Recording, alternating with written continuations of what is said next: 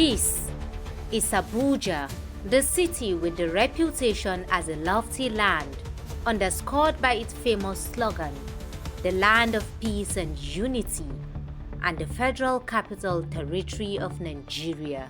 With over 4 million people living in the various areas of Abuja, these millions of persons have to move from place to place using the different available means of commuting. For the vast majority of commuters, however, the system of transportation seems less than adequate and indeed raises questions about what a capital city like Abuja should really boast of. On a cursory look, one might just accept that there are many means of transportation around the city. But are these operated efficiently? Is there proper organization and regulation of the transportation sector in this city? In most developing locations, residents get to use motorcycles and tricycles, commonly referred to as keke, for movement within those environments. These are pretty affordable for the lower income residents in certain suburbs and areas. Motorcycles in these areas often do not comply with the Nigeria Highway Code of not taking more than a single passenger. They are often seen with 2, 3 or more passengers. Regulation seems to have been diminished, allowing this practice to pose a safety hazard on commuters in the outlying areas of the city. Likewise, the tricycles, which are ideally 3-passenger vehicles, now operating with 4 passengers, having 3 at the rear and 1 person sitting beside the rider up front. Yet, sometimes, even 5 or more persons are seen cramped up in the small space. In the areas of the city regarded as more central, other transportation means such as taxis and buses are mostly used, and motorcycles and tricycles are rarely granted access to these places. However, the taxis designed to carry 4 passengers are rather carrying 6, with 4 persons sitting at the back instead of 3, and 2 in the front passenger seat instead of a single person.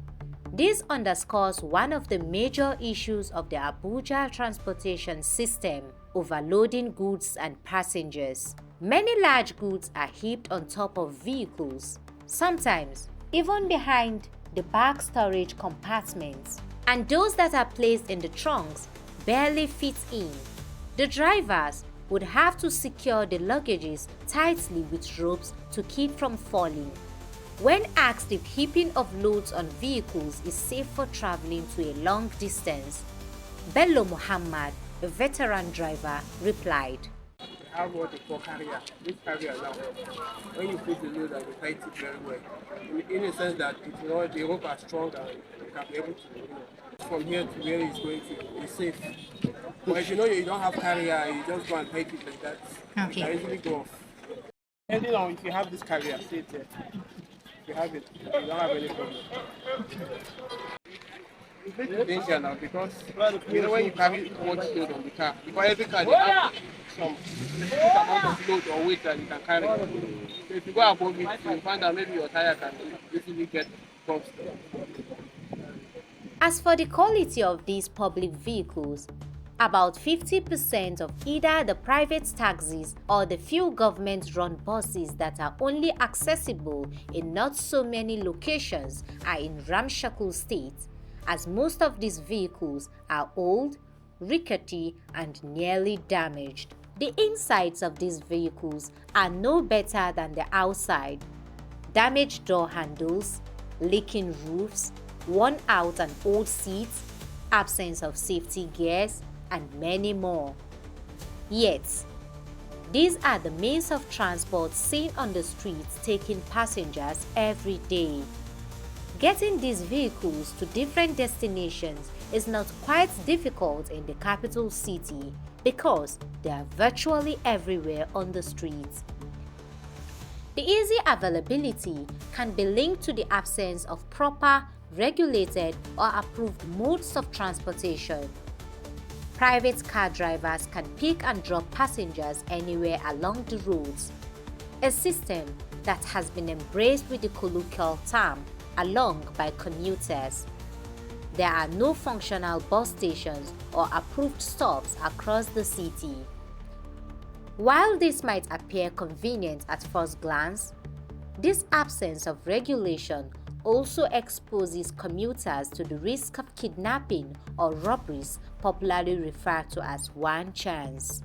Abuja transportation costs are arguably higher than in other states due to the cost of living of the people, and this endures alongside the fact that there is a lack of regulation transportation price, and this often pushes the lower classes who cannot afford high costs to compromise comfort and endure risk in order to get to their destinations. On a daily basis, these people fight for a space in the most uncomfortable and unsuitable places in the carriages so they can pay half of the supposed fares of what regular commercial vehicles charge.